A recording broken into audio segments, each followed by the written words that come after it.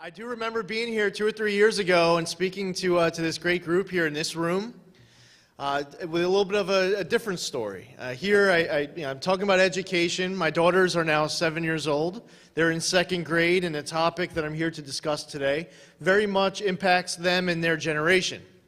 When I was here 2 or 3 years ago talking about my daughters, it was a little bit different of an angle. I shared with all of you the story of how they were born 14 and a half weeks early. They were less than 1.5 pounds when they were born. They spent their first 3.5 months in the hospital at Georgetown University Hospital.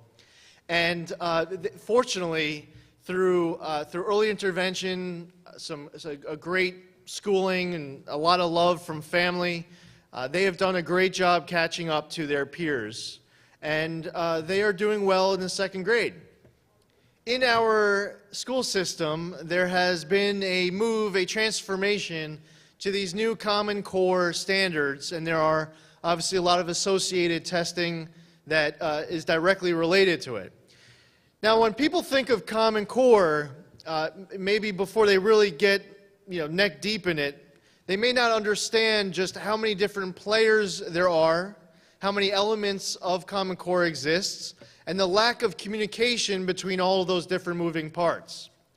So the Common Core standards are set, you could say nationally. I mean, almost every state in the entire country has adopted these Common Core standards.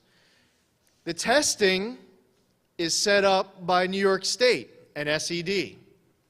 The curriculum is set by the school districts. And nobody's talking to each other. So in our classrooms, what we're seeing right now, our teachers are trying to prepare their students for tests. They don't know what the tests are going to look like, based on standards, many of which are totally not appropriate, age appropriate. I'll give you an example. You could go on the Engage New York website right now and look at the English Language Arts domain for first graders.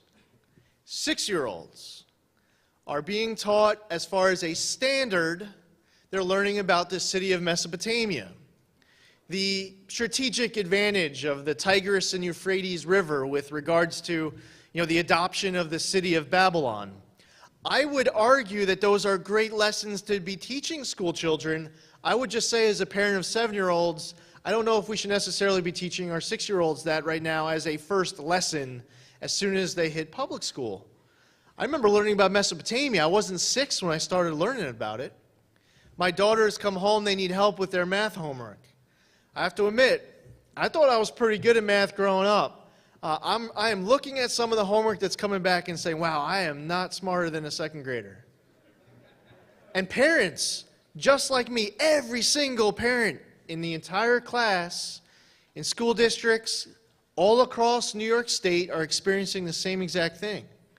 So some of these standards might be great, but too many of it are not age appropriate. And the lack of communication is setting up our kids to fail. Anytime where you have a hardworking student who does their homework, is intelligent, is paying attention in class, and then failing their exams, we can't just automatically make some type of a conclusion that this student is not proficient, that there's something wrong with this student. We have to look at the manner in which we are trying to provide a quality education to our students. We would all agree that all of our children here in New York State should be entitled to a well-rounded, quality education. I'm all for higher standards, but I don't believe that Common Core is the answer. We introduced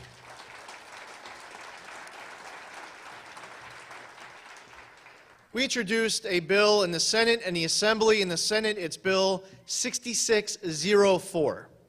We just introduced the bill 2 or 3 weeks ago. We have already started to get a lot of co-sponsorship support. Reverend McGuire has been leading the charge up here, rallying the troops, and it's been a successful first few weeks. The bill is a total stop to the Common Core standards and the associated testing. Some people are advocating for a delay of Common Core. You open up your newspaper and it says, so-and-so advocated for delaying Common Core.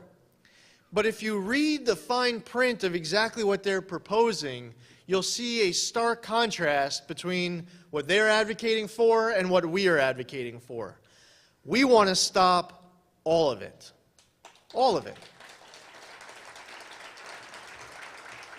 And the analogy is, and I've heard this mentioned a few times, I'm stealing this from someone else. I am going to give multiple people out there credit, but I've heard this over and over again, and I agree with it, that it feels like we are throwing children into the deep end of a pool, and they don't know how to swim, and we're not throwing them a life jacket. We need to set up our kids for success. And in the classrooms, where teachers are now spending their entire time preparing their students for these tests, it's impacting our classrooms amongst our educators, our parents, and our students. You're here in Albany. Right now, we're in session. We're in the middle of budget negotiations. Session goes until June. I argue that there is no special interest in this entire Capitol more powerful than voters, than parents, students. Even though many of them can't vote yet, I would argue that they deserve representation just as much as people who do. This is an issue that has all different kinds of interests on both sides of it. Somebody forwarded me a op-ed that was written by someone who runs Teach for America. Great organization. I read the memo. First thing that came to mind, and it was in support of Common Core, first thing that came to my mind is, I wonder how much they were paid to write this. So I Googled it, and within like a minute and a half, I tracked down a $20 million donation that had just been sent to Teach for America from a foundation that's funding the consortiums. Now, your federal reps are trying, many of them are trying to be taken off the hook entirely. They're saying this is a state issue. Well, I would actually argue that Congress has been actually you could say Congress has been more involved in this issue than the state legislature has. Common Core wasn't even adopted with the approval of the New York State Legislature. Yet Congress provided hundreds of millions of dollars to kickstart these consortiums. Also, cash-strapped states all across the country were granted waivers with regards to No Child Left Behind, Race to the Top applications. They were offered waivers from the federal government if they signed on to Common Core and the associated testing. So no one gets off the hook. Any of your fellow reps who say that this is a state issue, I would offer to them that Congress has been very involved in this issue.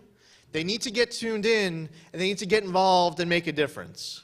Now, we are all for higher standards in this room. We want to provide a quality education, but we know that this isn't the way to do it. So that's why we introduced 6604. I'm here today to make a pitch, to ask for your assistance in talking to your assemblymen and senators, to ask them to sign on and support it. A little bit different reason from why I was here a couple years ago, but it's the same exact inspiration. It was the inspiration of my daughters. It was an interesting year, 2006, which started in Iraq and ended with my daughters in the hospital. Fast forward 7 years to today, it's a fight I think many of us who are here have found so much inspiration in the causes that we get involved in by our children and our families and our faith. And that's what drove you here today, and that's what brings me here to this podium. Thank you again to the organization, to New Yorkers for Constitutional Freedoms, and the many, many hats that I know that the Reverend McGuire wears, because he has been doing an awesome job leading the fight. And thank you all for being here. Thank you. God bless.